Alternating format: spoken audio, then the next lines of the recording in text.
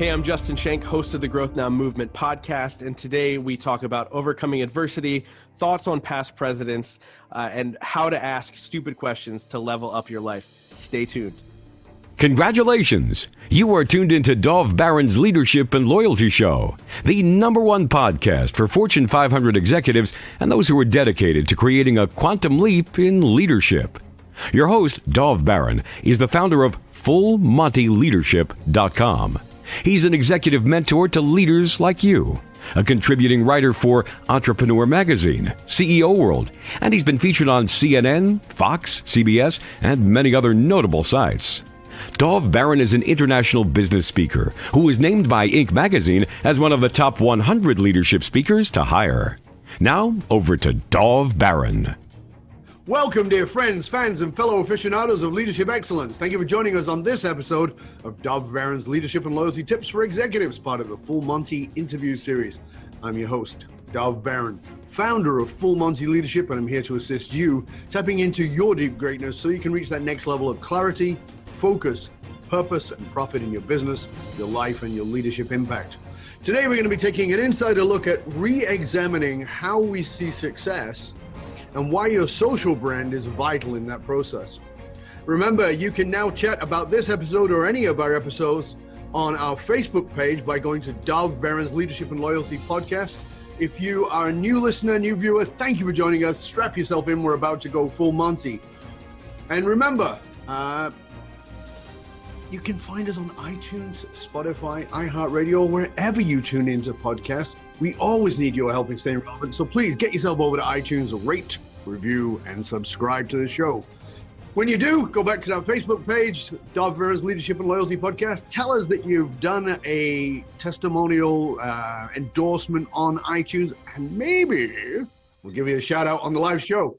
You can also catch us on traditional radio stations across the United States every Monday and Thursday. You can catch us all the way from Florida to Wisconsin and even Philadelphia. Also, look for us on Roku TV, where there's over 100,000 subscribers. And if you're a regular listener, big thank you to you for making us the #1 podcast for globally for Fortune 500 listeners, with a potential reach of 2.5 to 4 million listeners for every single show. We're honored and grateful to be cited by Inc.com as the #1 podcast to make you a better leader. You can also find us on Google Home and Alexa. Simply say, play Dov Baron podcast. Again, thank you for sharing the show with everyone you know. All right, let's strip it down and dive right in. As a leader, whether you're a CEO, C-suite leader, a sales leader, entrepreneur, leader in any capacity, you know that you've got to have a recognizable brand, not just for your company, but for you as an individual. It can seem like it's a lot to juggle, particularly in the face of adversity or even shame, which, we're all dealing with in some way, shape, or form. So how can you do it? Well, stay tuned, because I have a very special guest for you today. A guest who is not the usual fare, and I promise you this is going to be a very interesting conversation. Justin Schenck would have considered himself to be the least likely to succeed. But now his podcast gets played in over 100 countries every single week, and he's connecting and working with billionaires, massive influencers, celebrities, to help them grow their brands through podcasting. He's been named in the top 8 podcasts to watch for 2018 by Inc.com. He was chosen as an icon of influence at the new media event. What started out as a way to connect top people and inspire others has become a way of life. He's now getting played, as I said, in over 100 countries, and is making a greater impact than he probably could have ever imagined. He's not only speaking to organizations about how to overcome adversity, but he's talking about how to utilize podcasts to grow your business and help others launch and grow their own podcasts too. So, ladies and gentlemen, please put your hands together and welcome Justin Schenck. I love it. Oh man, I love the intro. I love the energy, and honestly, I'm honored to be a part of your show and honored to have this conversation. And you were on my podcast, and we talked about it on there. I'm honored to call you a friend, and I'm just so glad that we were able to connect, however many months ago that was, and the relationship has grown from there. Well, thanks, mate. I feel exactly the same. I'm honored to have you as a friend, and it was awesome being on your show and actually watching the responses to that, because that was a great show. And I really, you're a great interviewer and you bring out the very best in your guests. So let's go to that for a minute. Because usually if I would have somebody on here who maybe has a podcast, they also are a leadership speaker. They've been a CEO. What's yours? What's your curriculum vitae? What makes you so special? It's really funny because I have a hard time putting a label on myself. And so I was on a podcast not that long ago, and I had filled out one of those forms pre-interview, and it says, "What should I refer to you as?" And I literally put ... Justin ? But I'm not. I guess you can call me a CEO. I'm the CEO of my own company, but I'm just the guy who founded a company who wants to make a big impact in the world, right? And so when I started the podcast, it was just a way to touch lives. It wasn't meant to be a full-time thing. It wasn't meant to be a business. At the time, I was in medical sales as a manager within an organization, doing really well. And then the podcast started to take off, and I realized that this is where I belong. And so my goal and my mission, it's always to touch millions of lives and let people know that, it doesn't matter where you come from. What matters is where you're going. And so I do that through my show. And then I do that by helping other people do it as well. So I own a podcast production business and coaching business where I help people kind of get their message out there and get their message heard, whatever that is, whether that's in health or whether that's in, mindset and so many leadership and so many other types of podcasts that I help out. That's something that I feel honored to do every single day. So I do own a company, but I don't like fancy titles. So why podcasting for you? Because like you said, you're in medical sales, because at this point, we've got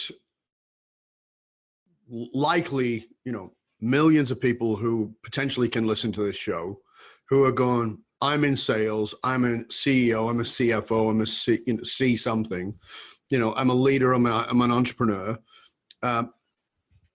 Why would I even go on a podcast?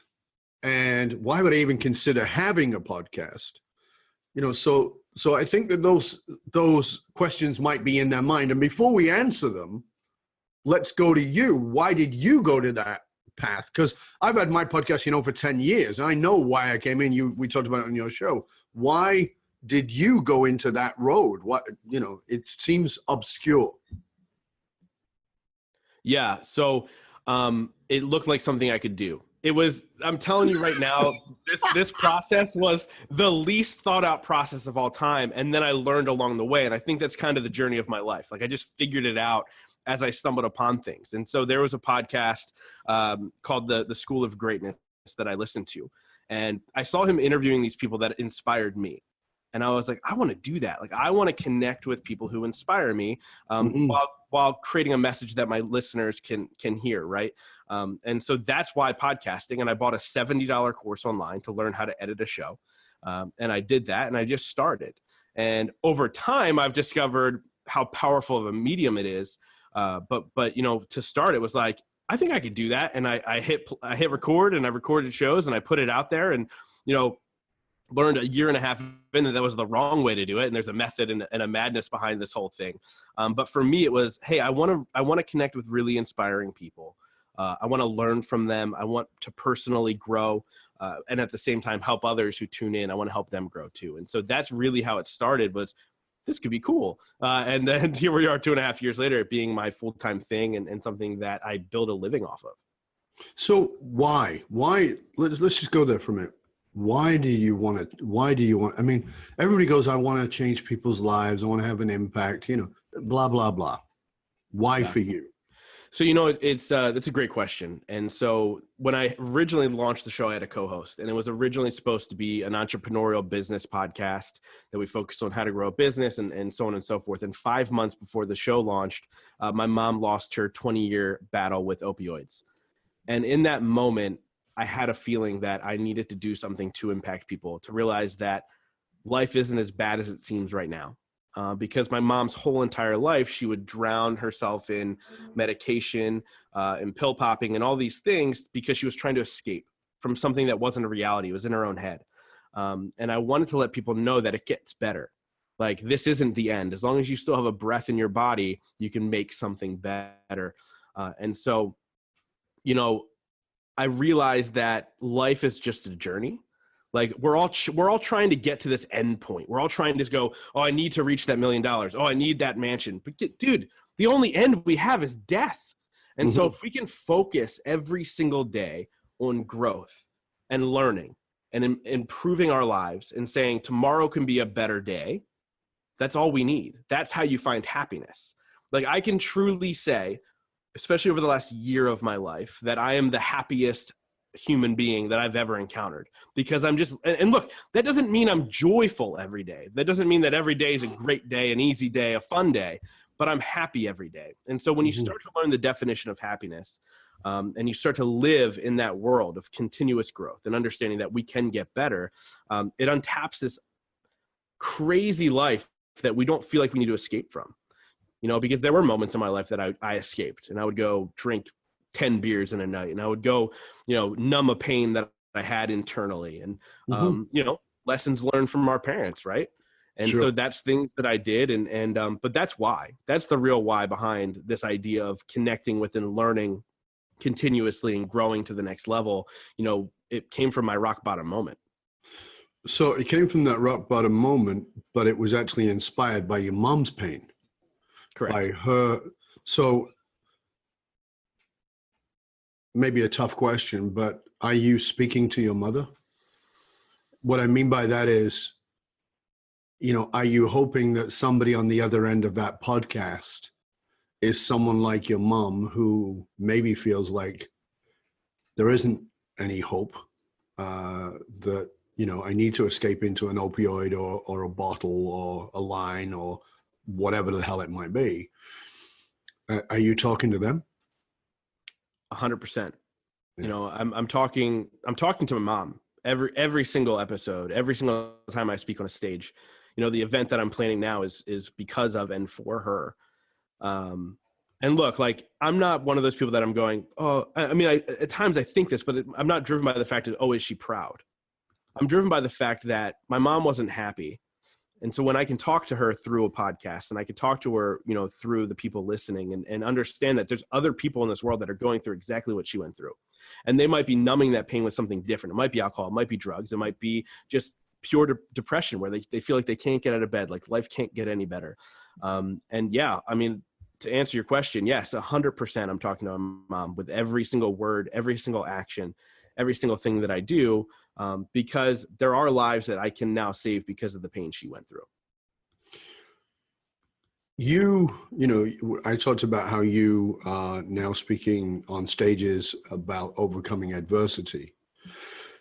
You know, and my listeners, of course, know that my adversity, they know some of my adversity stories. They know, for instance, that I was born in poverty in a ghetto, and some of them know about my relationship with my father and all those kinds of things. And they know about me falling off a mountain. Of course, they don't know all the adversity I went through in my life. But you've had more than your fair share of adversity too. I mean, obviously, how old were you when your mom passed? I just turned 30. So, you know, so you're a man. And so people go, well, you know, you're an adult, you can handle this. Are you willing to talk to us about some of the adversity that went on in your childhood that impacted you? Yeah, for sure. Because that was also an impact directly on your mom and her process. Can you tell us a little bit about some of the adversity you went through? Because I think that we live in a comparative world, and it's one of the things that pisses me off. Everybody's going, well, what, you know, I don't have the right to complain because at least I wasn't raped as a child, or at least I wasn't beaten with a big stick, or, you know, whatever the hell it was. And that gives us permission to not get off our ass and actually do anything. Right. And I've always said that your life doesn't exist on Facebook, and neither does anybody else's. And we look at Justin Schenck on Facebook or on Instagram or wherever it may be. We look at Dove Bear, and we look at whoever it is, and we think their lives are freaking perfect. But we don't know that everybody has climbed or crawled over broken glass. And if you're crawling over broken glass in the moment, and whether that's crawling up underneath the blankets or slugging another beer or whatever it might be, you need to know, and this is one of the things I'm always pushing with my guests, you need to know that we've always overcome an adversity, and some of it we did in adulthood and some of it we done in childhood. So let us in on that, if you would, please, Justin. I really appreciate that. Yeah. So like I said, it was a 20-year battle for my mom. So it started when I was 12. And so it was something that I experienced most of the remembering of my childhood. I don't remember much before 9. Right. And so from 9 to 12, everything seemed great. And then it all came crashing down. And, she actually worked in a pharmacy, which she lost her job for stealing pills. And that's what happened when I was 12. When you come home from school, when you're 12 years old, I mean, I don't even know what grade that is, 6th grade. And your mom's not there, but your whole entire family's there, and you don't really know why. And you walk in and your aunt's crying on a couch, and you're trying to figure this out. There's this alarming, like, what is going on? And what had happened was my mom actually ended up getting arrested for stealing the medication. So at that time she was in jail. She didn't serve any time, but she obviously came home later that night. And I remember like it was yesterday, the sadness that I felt. And I think, when you're 12, you don't realize why you're sad. But when you look back, you go, you were sad because this is the woman who was supposed to teach you how to do life. She made a massive mistake. And when you're kids, you look up at your parents and they're on this pedestal. Like, they're not afraid of anything. They can handle everything.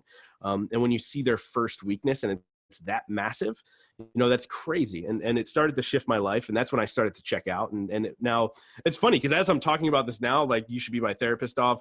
I'm realizing that's when I stopped engaging in school. That's when I started getting bad grades. Because I was just checking out. And my parents shortly then after got a divorce, even though they fought most of my life anyway, but they got a divorce shortly after that. And I went from living in a $500,000 home, and my mom moved into a 2-bedroom apartment. My dad moved into a trailer because his business was doing poorly at the time. And it became my life path was carved for me at first. And I was supposed to graduate high school and go to college. And now it's like, I don't know what I want to do. I don't know if that's what I want to do. It just became this crazy thing. And the roads was rocky after that. When I was 15, my dad got arrested and went to jail. That started a whole new thing, and I had to change high schools. And so there was a lot of ups and downs. And it's funny because people see me now, and like you said, they go, oh, it seems, his life must have been easy. Like, let's be honest. Like, I'm a white man in America. Like, yeah, there's certain things that have been super easy. But they don't realize the path that I've been through. And it was a lot of personal turmoil and looking at these two people that you idolize and go, wow, they make mistakes too. And that caused a lot of pain for me. And I went off to have horrible grades in high school. My junior year of high school I had a 1.7 GPA because I just didn't want to be there. So yeah, I mean, that was a lot of the stuff I had to overcome. And it's a little bit different. Like you said, I wasn't raped. I didn't have my own addiction problems. I didn't, it wasn't things that I personally went through, but there's things that I've witnessed and there's things that affected my life. And therefore that is the journey that I led. But there's a thing there that I want to pick up on, which we wouldn't normally go to, but I think it's vitally important for people to grasp. And that is,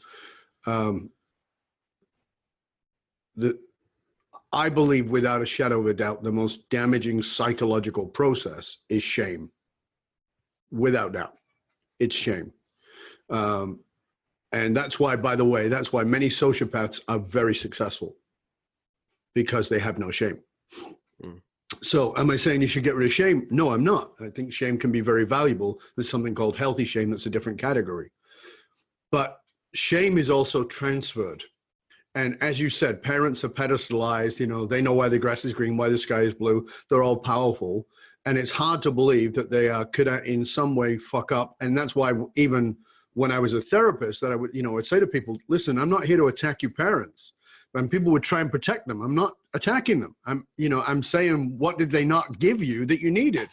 And so there's this transference, when your mom is arrested for stealing opioids, and your buddies at school find out about that, and your aunt knows about it, you walking around in this cloud of shame. And that's tough. And you begin to check out of school, but then at 15, you're still at school, your dad's arrested, and he's going to jail. And, so talk to us about dealing with shame.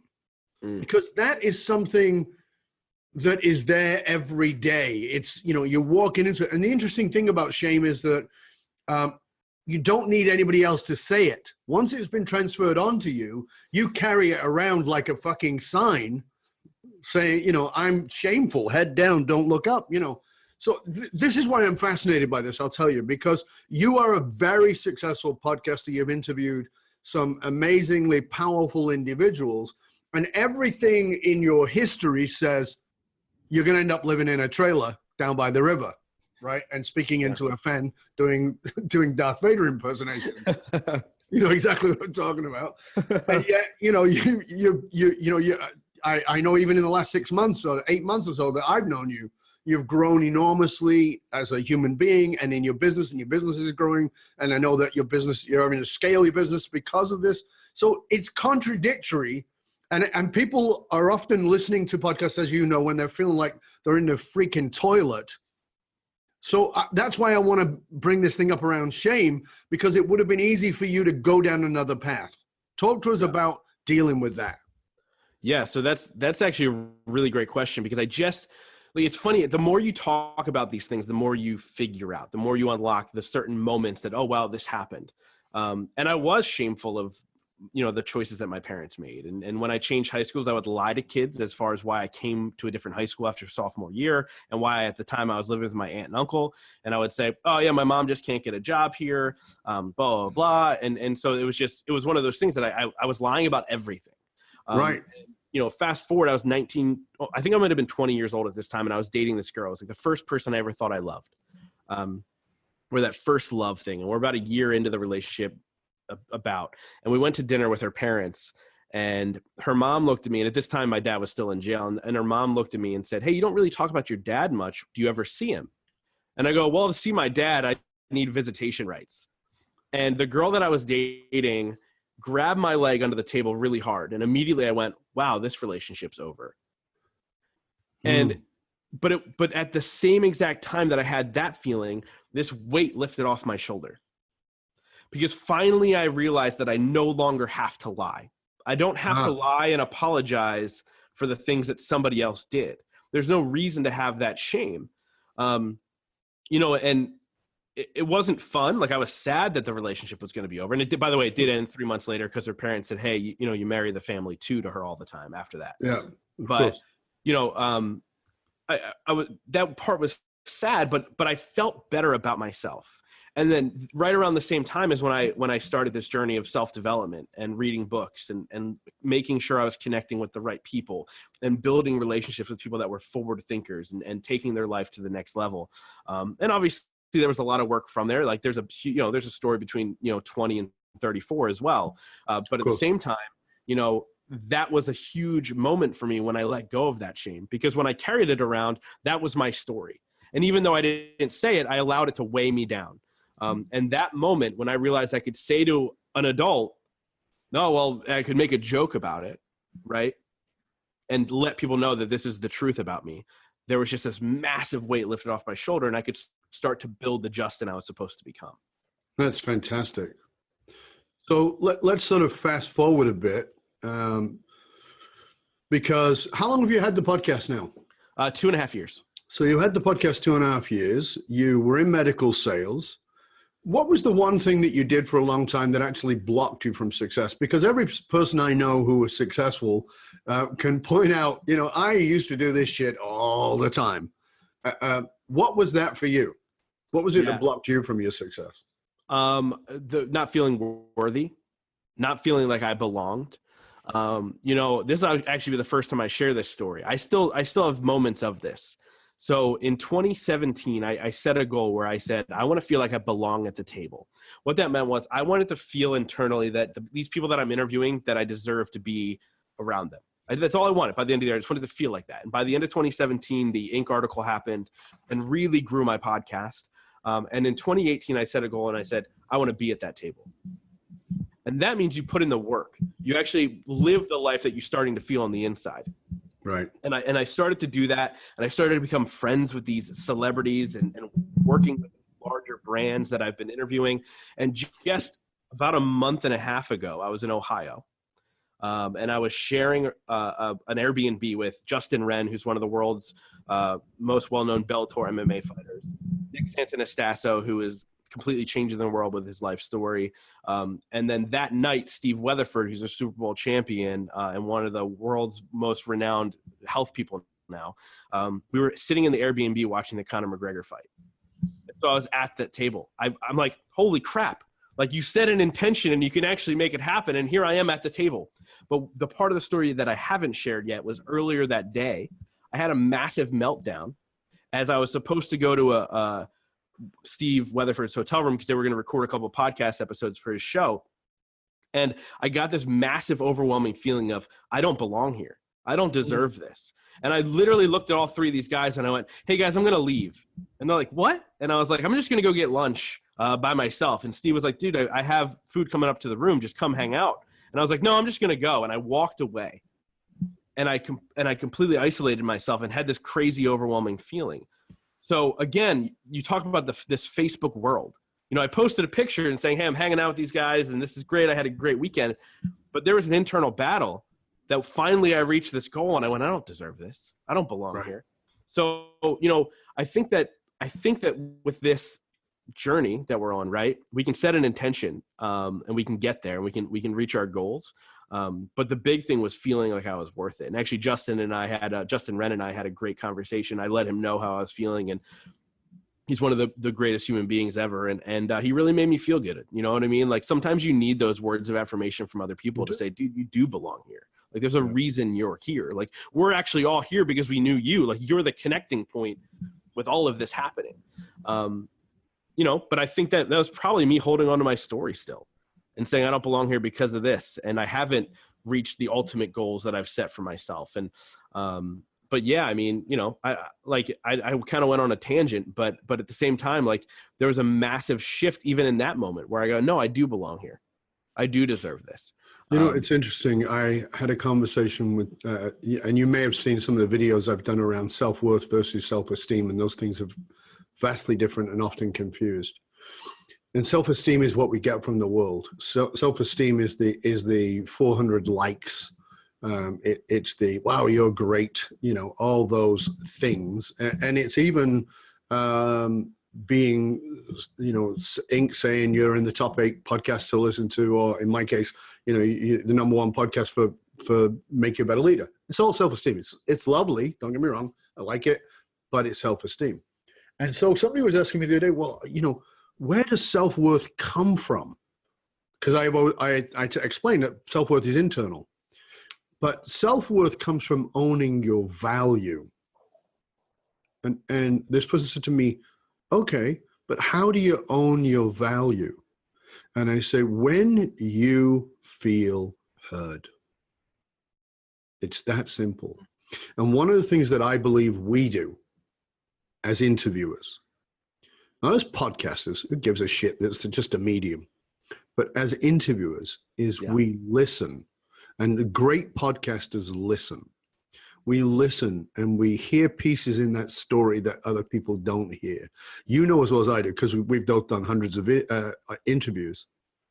The best interview that we've been on is where the interviewer listened and caught something that nobody else caught. Or where we caught something from our guest and they went, oh, I've never told this story before. And that comes out. And that is a statement of value. You are worth listening to.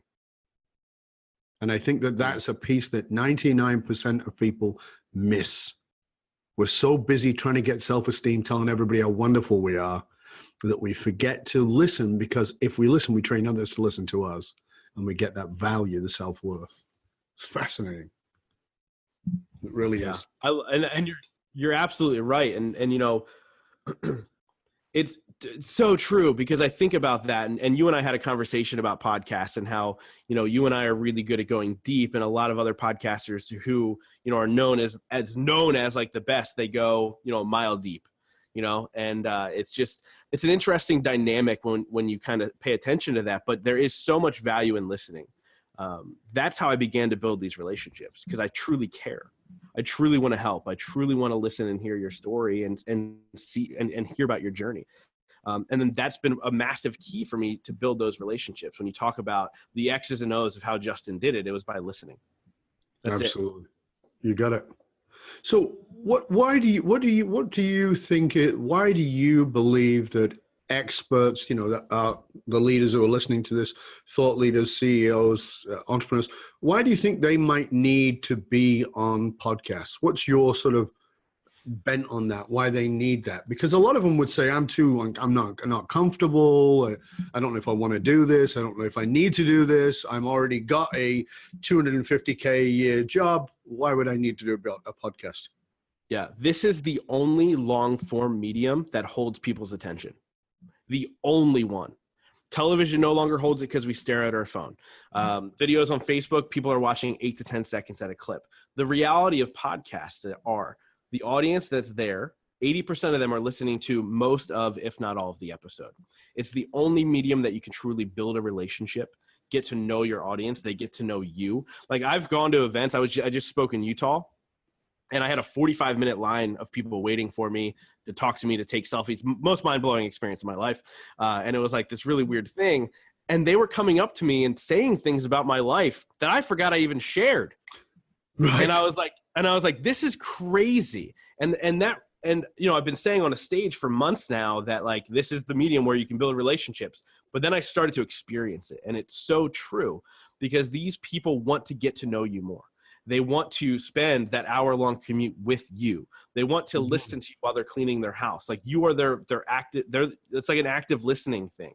And I think that it's if we want to go even deeper, I think podcasting is going to shift the human race back to a little bit of a smarter human race, a little bit more attention span, a little bit more conversation, a little less texting, a little less 8 seconds at a time.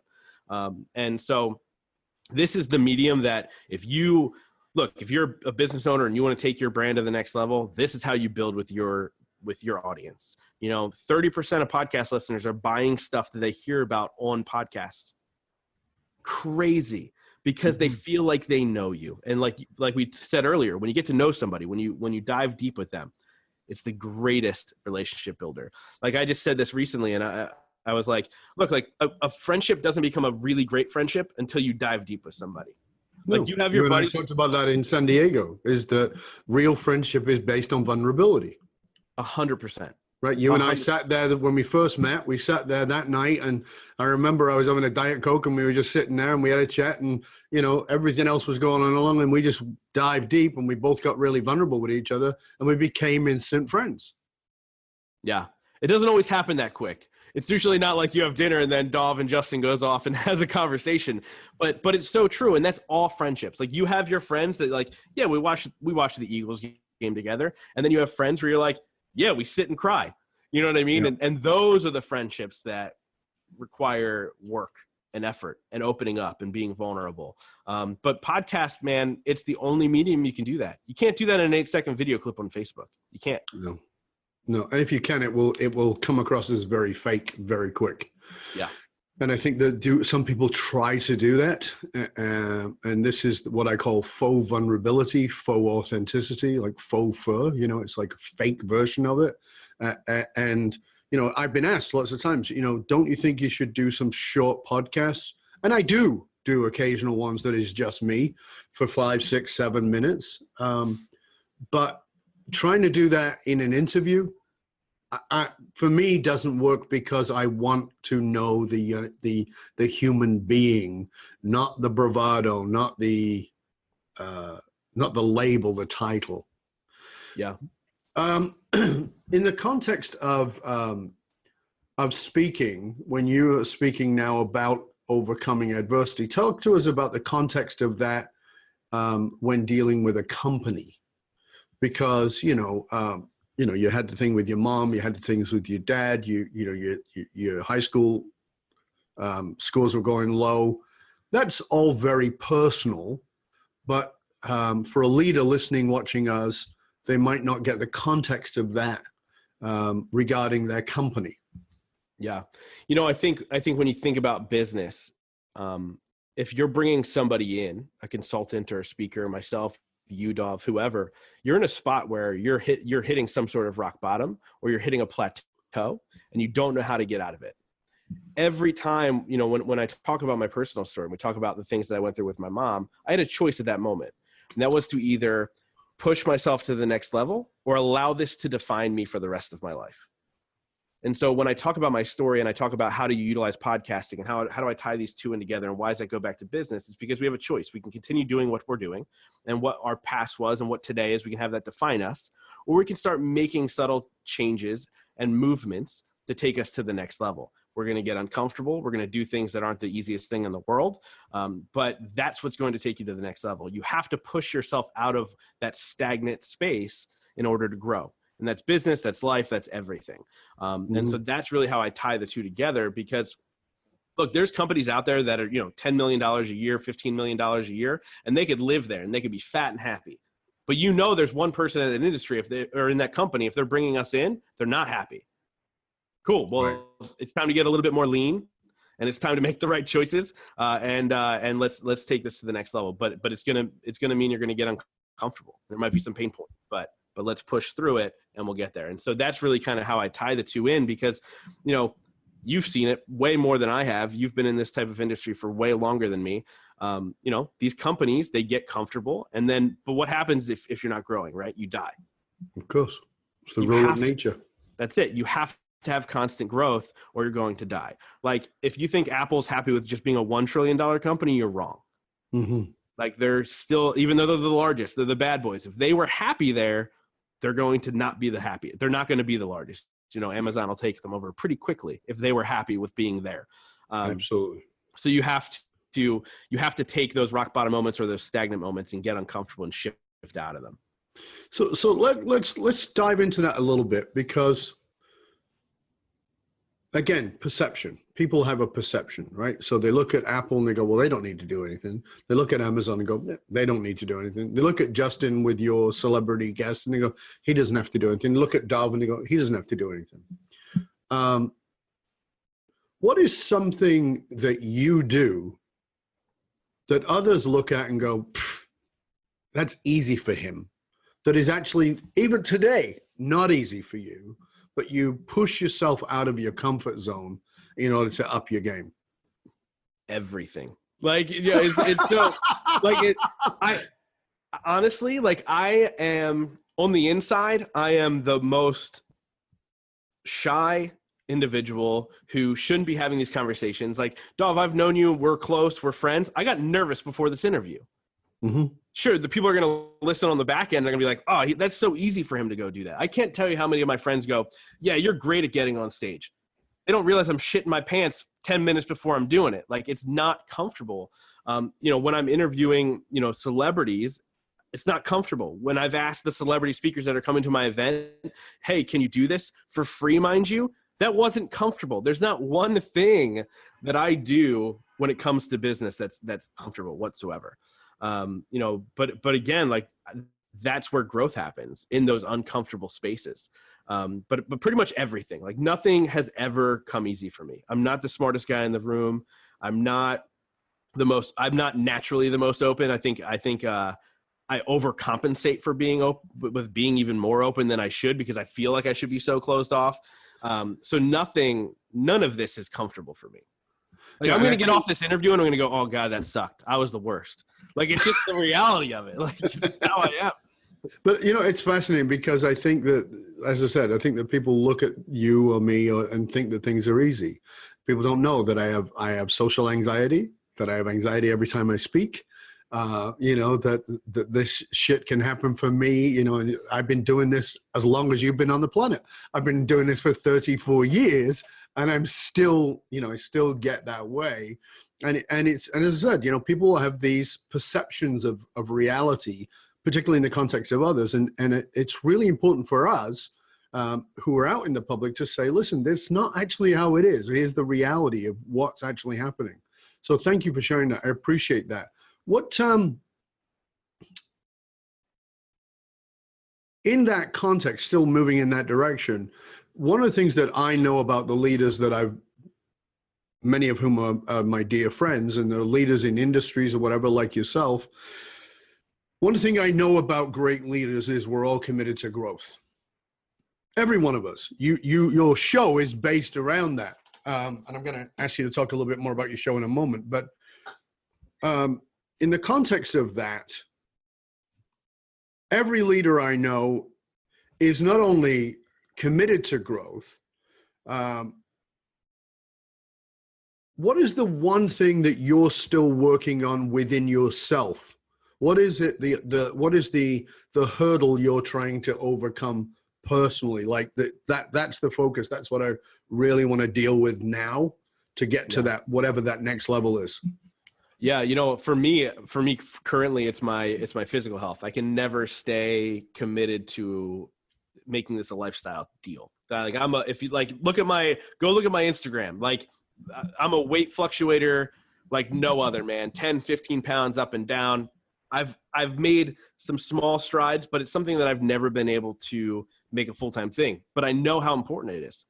So there's clearly some sort of block that I need to work through and you know, get to the next level. And it's funny because if you look at my show, right, you can tell that I use my show as the greatest teacher that you could possibly ever have. So like a couple months ago, I had a bunch of health people on at the same time because like I got to nip this thing in the butt. It didn't really work. I'm still trying to nip it in the butt.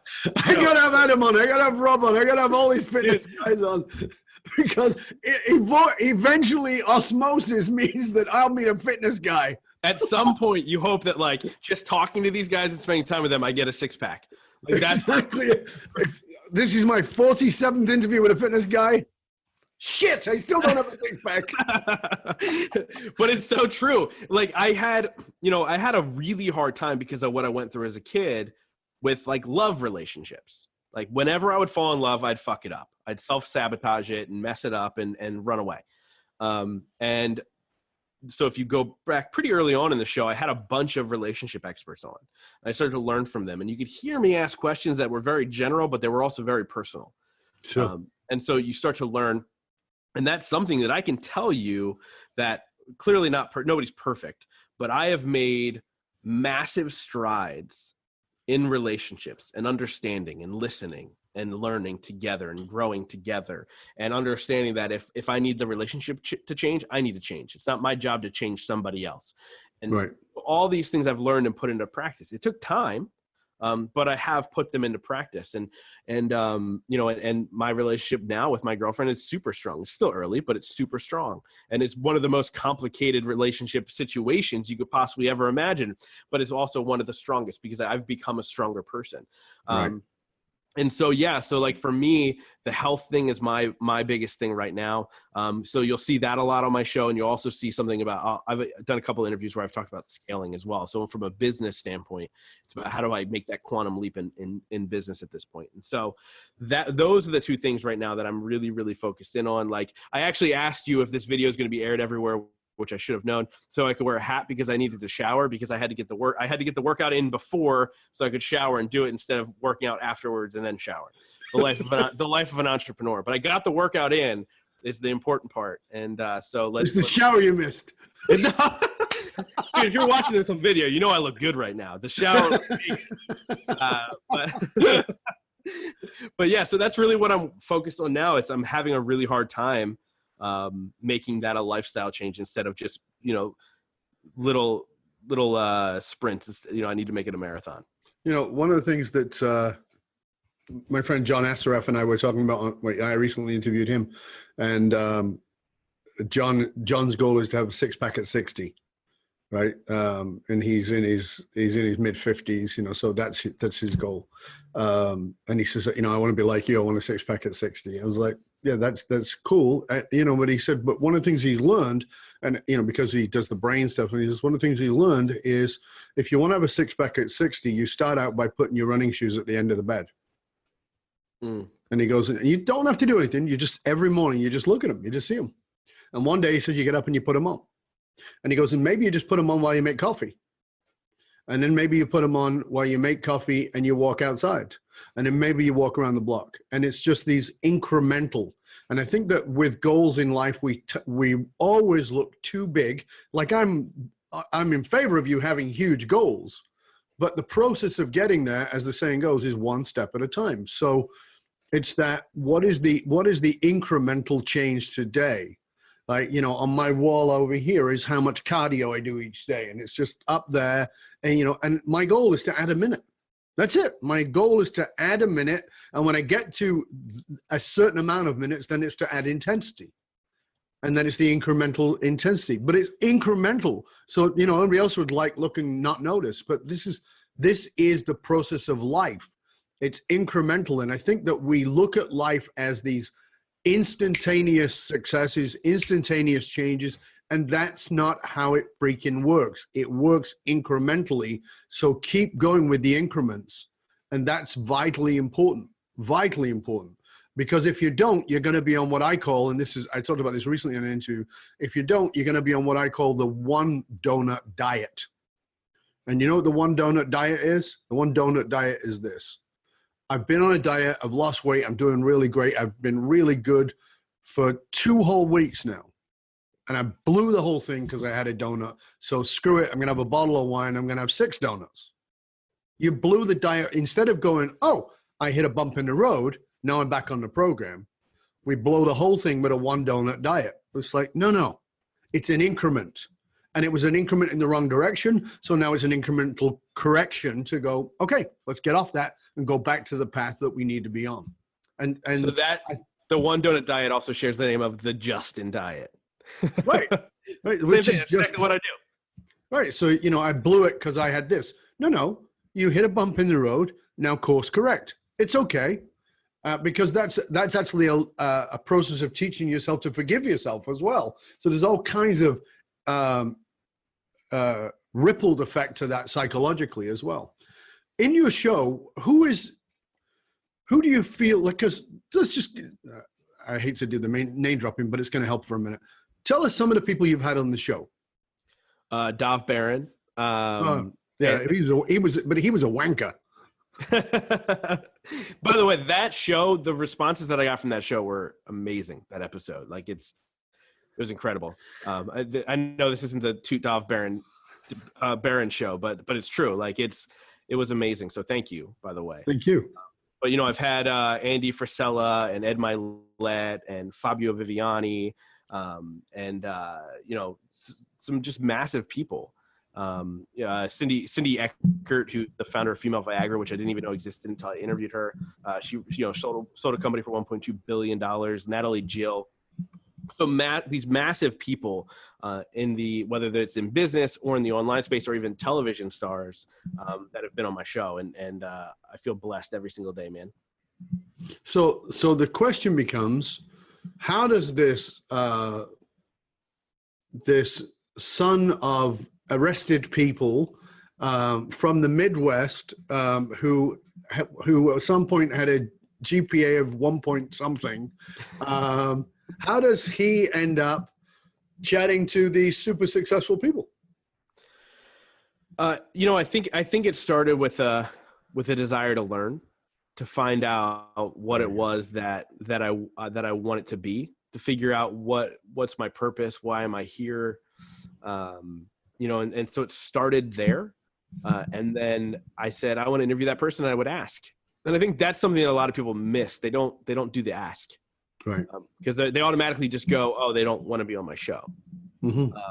And so it's kind of a crazy world. Like I've actually had people say to me like, oh, I was like, oh, I saw you had Adam on the show. Like these are like mutual people that we all know. And they're like, and I said, oh, I saw you had Adam on the show. And I jokingly go, what about me? And they're like, honestly, I didn't think you'd want to be on the show, you know? Mm-hmm. And it's kind of this crazy thought process, but you just have to ask, right? But it started with curiosity and saying for myself, like, how do I learn? How do I level up? How do I grow? Well, let's just go to the experts. And it started there. And now I'm in a place where they come to me. And that's crazy, right? But that's that incremental growth.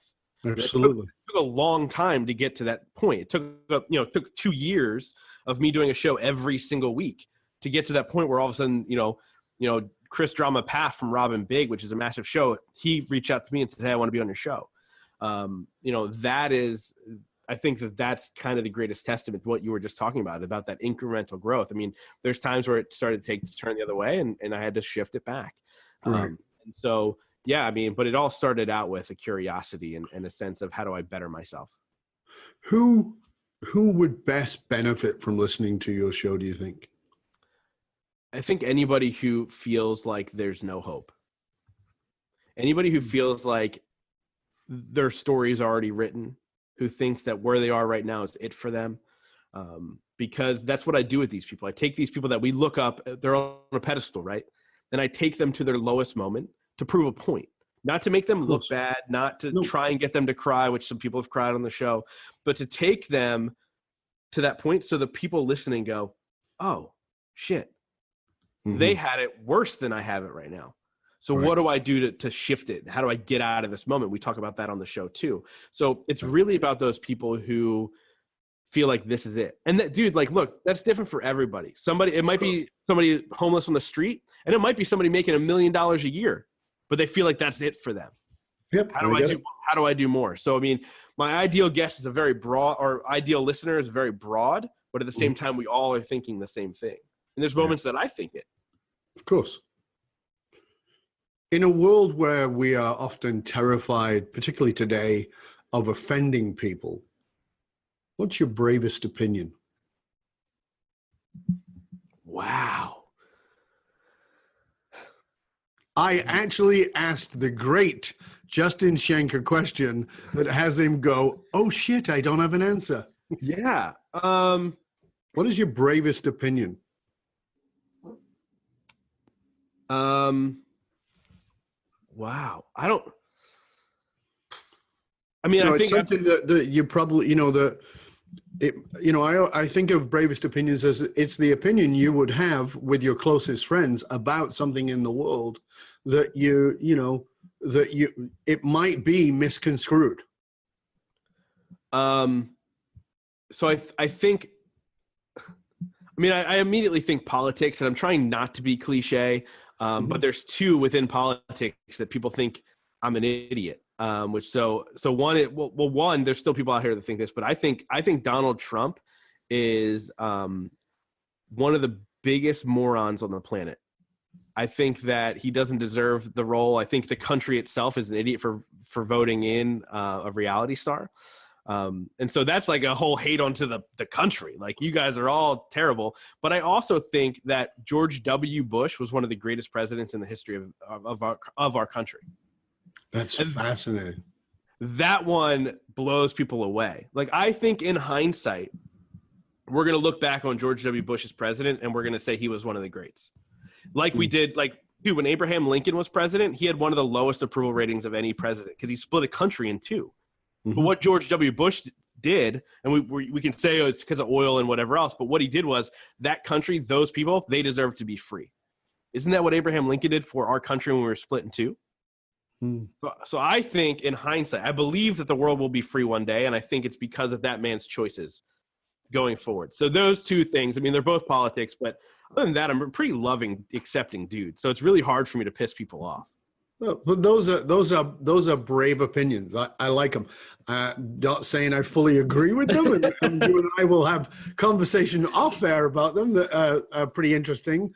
Because I actually talked about George W. Bush last night in another conversation that was a very powerful one, about him and Dick Cheney, and we talked about the veil between the worlds of the spiritual and the non-spiritual. So it's very interesting. Really, thank you for that. I really appreciate that. Perfect timing, right? Absolutely. So tell us something that brings you joy. Let's go to the other side for a minute. Yeah, it's just my family. My nieces and my nephews and my family. I was just with them for a couple of days in New Jersey, and just love them to death, man. Like I'm blessed, to say the least. And it's funny because we're super close because of those things we went through, right. and those really bad moments. So that brings me joy, and the fact that my nieces and nephews think I'm famous, that brings me joy and makes me laugh. And so funny, eh? Yeah, dude, it's so great. They're like, "You're famous." I'm like, I'm not famous. I talk to famous people, but I'm not famous. And they go, "Yeah, you are." And so that brings me joy of laughter. Sure, but joy, the heart is definitely just family. That's beautiful. Thank you. Tell us a guilty pleasure. WWE wrestling. I knew you were going to say that because we had that conversation in San Diego. I'm like, what? Tell us why. So and now it's a political game because now that they're in Saudi, and that's a very interesting subject in and of itself. Yeah, so actually part of the reason why I like it still as an adult is that conversation. Because so when I was a kid, I liked it because it's entertaining, and it's still entertaining to me. It's not as entertaining, so I don't watch it every week like I used to. But now I look at it as like I go, what Vince McMahon is a business genius. He took something that more than half the world laughs at and makes fun of, and grew a massive brand worth a ton of money. And that's that, him going to Saudi Arabia is the most selfish choice he's made to make a ton of money. And that's all it is. It's just a money thing. But I look at it and so I watch it from that standpoint as to like, why is that person the champion? Why was Brock Lesnar champion for over a year, but he was on television like 30 times total? You know what I mean? So I question myself and like, why is this happening? So from that standpoint, I enjoy it from a business standpoint. Now, but it's also entertaining. Like those guys are crazy athletes, man. They do not get the credit they deserve for the things that they do. And it's still real to me. Damn it! Do you ever see that guy who says it's still real to me? No, I've never seen that. It went viral on YouTube. Some grown ass man crying over it. But yeah, so it's just entertaining. Cool. That's very cool. Thank you. So as we finish up now, I'd like for you to if you could share something with the leaders who are watching and listening that is a piece of practical guidance, something that they can take and apply into their business preferably in the next 24 hours, but certainly in the next 5 working days. What would you suggest that practical advice would be? Reach out to somebody who you admire from afar and ask for time with them. So if you're somebody who's leading, a large company who's listening to this right now, reach out to somebody who you admire, saying, I want to run a company that size one day, and reach out and ask for time. And I think you'd be surprised with how giving people are with their time. So do that and ask the questions that you think that you'd sound like an idiot asking. Because for the longest time, dude, the reason I was bad at school was because I was afraid to raise my hand and ask the questions because I would think other people would judge me for asking the dumb question. But now I ask dumb questions every single day, and I've built a business around it. And so ask those questions you feel like you'd be dumb asking, because that's what's going to take you to the next level. That's what's going to break you out of the block that you have right now. So that would be, the quick answer that is superb. Superb. I asked that question of everybody. That is superb practical advice, because our egos don't let us ask questions. They don't let us put our hand up. They don't let us talk to people who are smarter than us. And that practical advice of not only ask, but be willing to feel stupid asking. Because, I've said this for years, and it's been my experience of interviewing for all these years, and my experience of being a leader and working with leaders, is the most generous people I've ever met are the most successful people I've ever met. And if you ask them, they'll always like, oh, sure. And people say to me, my God, you're so busy. Could you make some time for me? And I go, yep, sure. Now, I won't let you waste my time. Yeah. But if you're showing up and you're really committed and you want to show up and you're not just going to ask me stuff about things that you don't really care about or that I can't really help you with. But that's fantastic practical advice. Thank you. That is awesome. Justin, this has been amazing. I've loved this show. Thank you so much for everything you shared. Thank you for being so open and so willing to be generous. You have been extraordinarily generous.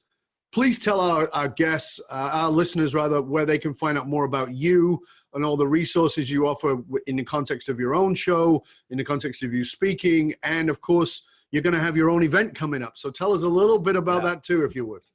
Yeah. So first of all, thank you. Like, honestly, I truly feel, and this is not just me saying it, I feel honored to be on the show and to know you and be a part of this and be able to share with your audience. But, if they want to know more about me, they can check out my podcast, Growth Now Movement. You can search wherever podcasts are played. growthnowmovement.com is the website where you can also reach out to me and ask me questions. Or what you did on my show, you can email me, justin@growthnowmovement.com, and ask me anything. Let's connect. I'd love to get to know you guys, on a deeper level. The one thing that I've done with this show is, even before the show launched, I've wanted to build a community and create a movement of growth.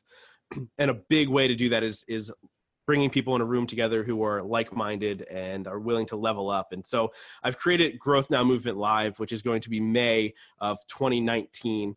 And bringing in some incredible celebrity speakers.